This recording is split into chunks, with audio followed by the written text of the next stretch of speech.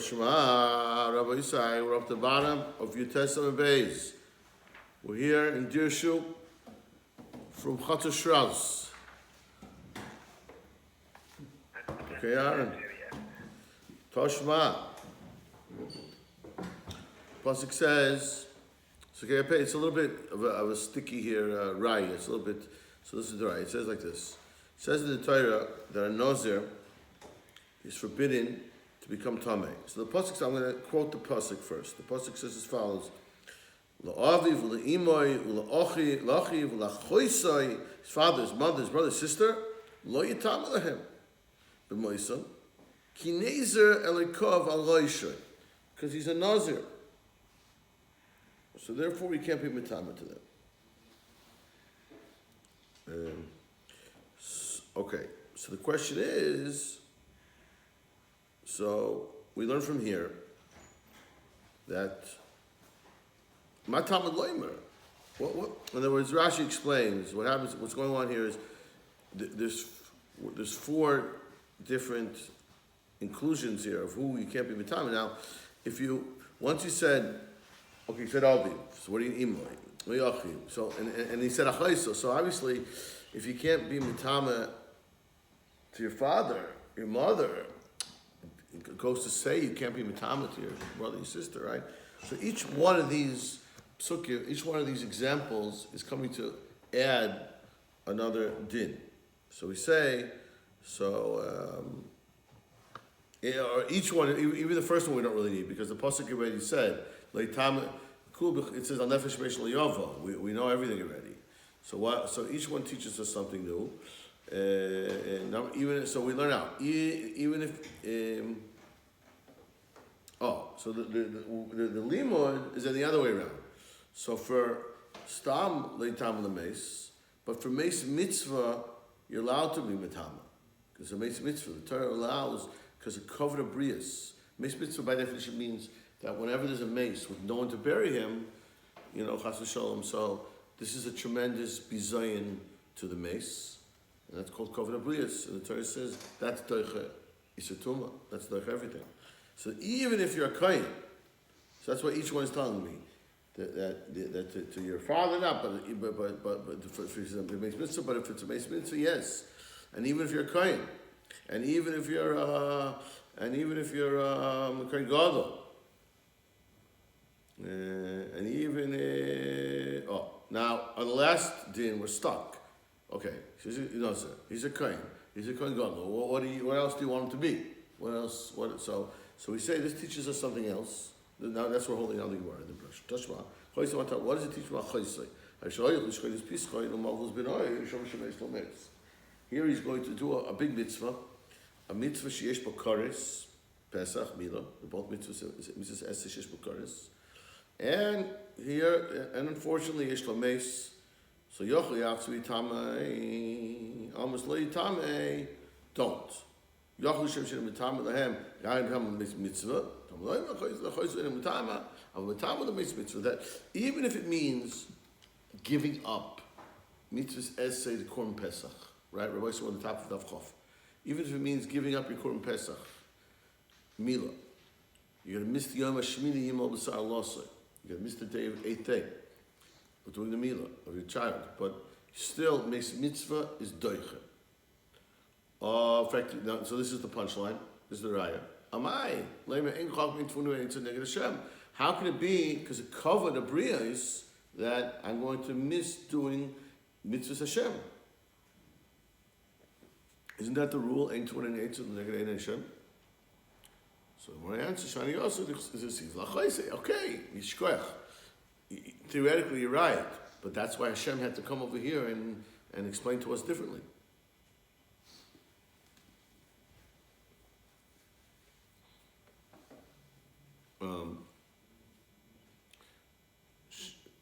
Okay, so let's learn out from here. So my answer, my answer depends. The Torah is saying over here is do the Meis Mitzvah.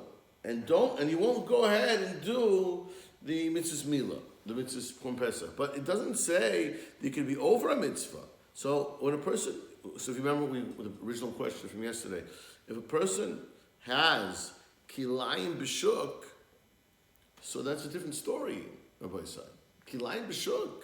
So that you want to say, I'm not taking off, my covered is going to allow me to be over an isser. That's not shevel asli. You're actively being transgressing what the Torah says you're not allowed to do. You're not allowed to wear shanis. So you're wearing kilayim. So that we don't see from here. That there's no source. So therefore we say amoyti kilayim big doy poishter afilu b'shuk. Rabbi says after the Gemara vayter that papa la'avayim ma'ishno v'shayim. What's the difference? V'shayim tischarish l'nisa. And we'll see what that means in a minute. But the earlier generations, there was zeicha that miracles happened. They were able to do the tzaddikim were able to just do miracles. And we can't do these miracles. We'll see exactly the miracle. We'll see example. But so and the more explains. Now maybe you say, well, listen, yeah. If you see the way we learn Pshat and Taisvis, the way they will learn. Okay, you'll understand the difference. But the Gemara says that's not the case by us. In Shani de Rabbi Yehuda Kulitan Tunuya b'Nezikin. In the days of Yehuda, okay, people knew Nezikin. They knew Bava Kama, Bava Tzia, Babasa. Okay, they knew that. They have it. Ba'anik was she studied. We know Shas, the whole Torah, Zoyim, Moyed, Noshim, Tyrus, Kodshim. Know everything. And yet, in fact, but Behuda, the preview, when he got to Uktzin, or maybe the Mishnah about the different Mishnayos in Tyrus here, a woman who puts a similar idea. She's kaveshes yeret b'gdeira, she's pickling a vegetable, and v'zeisim shekoshem b'tarpeya, or olives with the stem on top and the leaves.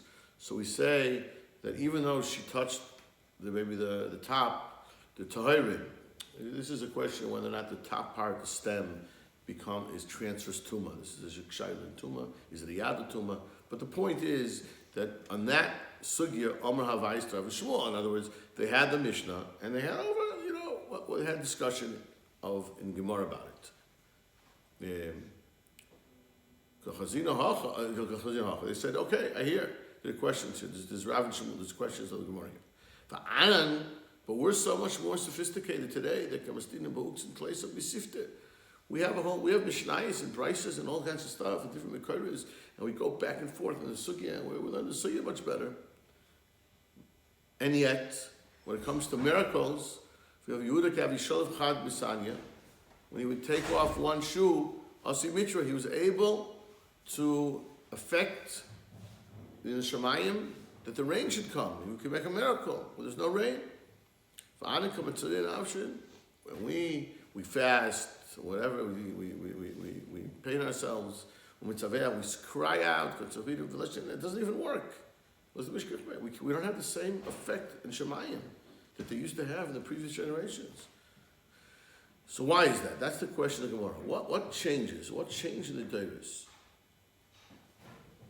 So the Gemara gives an interesting answer. Actually, this is very nogea, this sugya. We should remember this well. This is nogea soon to Hanukkah. How the character of the Nisim of Hanukkah. But the answer is, they were willing to give up their lives. They were willing to do anything when it came to Kiddush Hashem. That's what we're discussing here. Even going in the shuk and even embarrassing yourself. Yeah, whatever it is, if it's Kiddush Hashem, it doesn't matter to me. But Anan, Lo Masvina Shak Kiddush Hashem, we can't do that. We're not holding on that level. I'm sure they were doing mitzvahs very seriously and everything, but to keep the mysterious nefesh wasn't the same level. The Gemara tells a story. It's an interesting story. Apparently, there's a certain aspect of mysterious nefesh here in this story. Rav Ada Bar Ava was walking in the shuk, and he sees some girl to have a levisha karbalta, meshuka. She was wearing something, which in the days in Gemara, it was some type of hat or something. I don't know what it was exactly, or was it? No, sorry, it was a beged.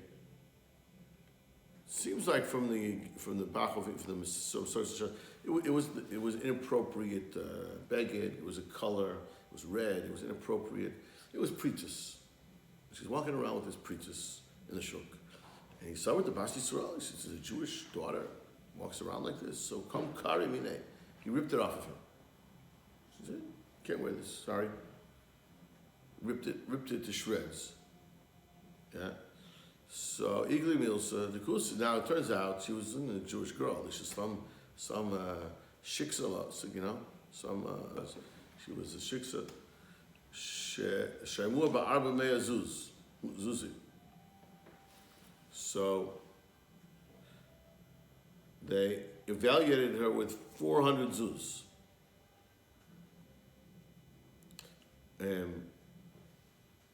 Amalei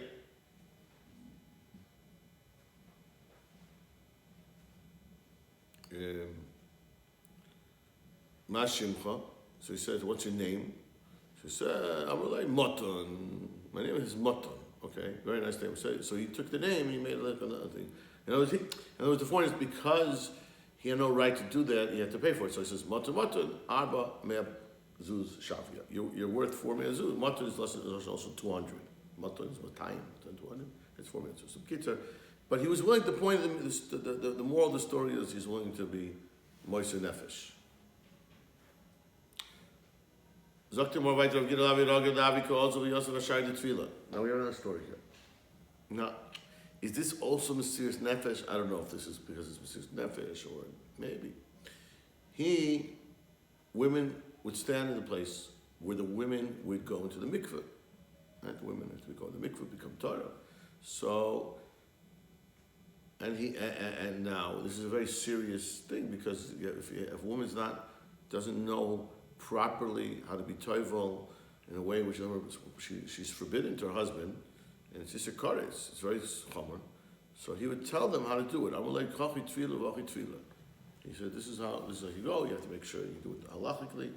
There's no chatzitza, there's no, you're fully immersed in the water. Whatever it is, you have to give them instructions how to do it. Otherwise, it won't be a good tefillah. So Amud HaYomi, this is a little bit inappropriate. You're going there, the women are getting undressed, they're going to mikveh. So he says, look, we're stuffing mommy, it's a hara, it's a hara. So he says, I hear, but if you're right, 100%, if there was any side of Yitzhahara, Avada, Chas v'Shalom, it's completely forbidden to do this. Amalei, I already said, Damin ba'apei ki, in my eyes, it's kaki kriori. They're like ducks. They're like a bunch of white geese. It doesn't really make a difference to me. It's a woman or a duck. It looks all the same. So therefore, it's irrelevant. There's absolutely no Yitzhahara whatsoever, and it's a mitzvah, so it's okay. So obviously, it's not pashut. It's halachas also, but whatever way he was doing it, he was doing it in a way keeping the halacha, and he had no Yitzhahara to break the boundaries of the halacha, looking at them, whatever, because there was no pashut for him. He wasn't on a matzav of Yitzhahara. It was a completely different matzav.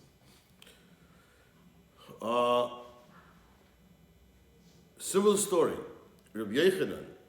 Now, not quite the same. He wasn't actually in a place where looking women going to the mikveh, but he was, have a rogil. It's a similar story like with the mikveh, so I think that's why they bring it in.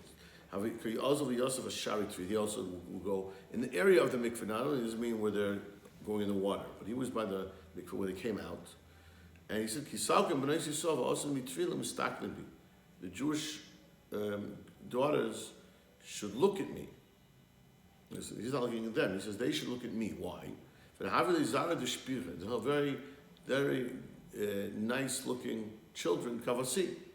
It says Yechanan was very nice looking. So whatever that means exactly. The truth is that Daf Hamud Beis, we also had Rabbi Yechanan, and we said that he was crying. The Raza was crying in the Gemara. That this beauty is going to go into the ground. And he picked up his arm, and there was light in the room. So there was a certain type of beauty, maybe it was a ruchnistic beauty as well.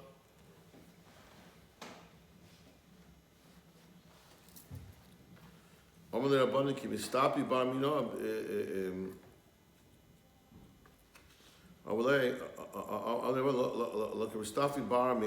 now here, yes, but it's Ein Hara. Everyone is looking at you. That's Ein Hara. When everybody, you don't want everyone to look at you. It's an interesting thing. Why is that Ein Hara? Because everybody's looking at you. Everyone, it seems from the Gemara, everyone looking at you is not good. That brings the Ein Hara. Amalu Anam Izar the Yosef Kosina L'Shata Be'ina Bisha. D'chsiv Ben Poros Yosef Ben Poros Ali Ayin. So we have a rule that the descendants of Yosef, people looked at him. It says in the pasuk, he's Aliyayin, that the daughters of the Mitzrayim were trying to see Yosef. So, and yet it didn't affect him. So there's no Ein Hara by Yosef. Or I'll take Ayin, or the Oile Ayin. They would go up to see him. Oile Ayin means he has no. The pshat is he's Oile Ayin. He's removed from the Ein Hara. That's what it means. Oile Ayin. Rabbi Yosef, the children of Yosef are equated to fish. Just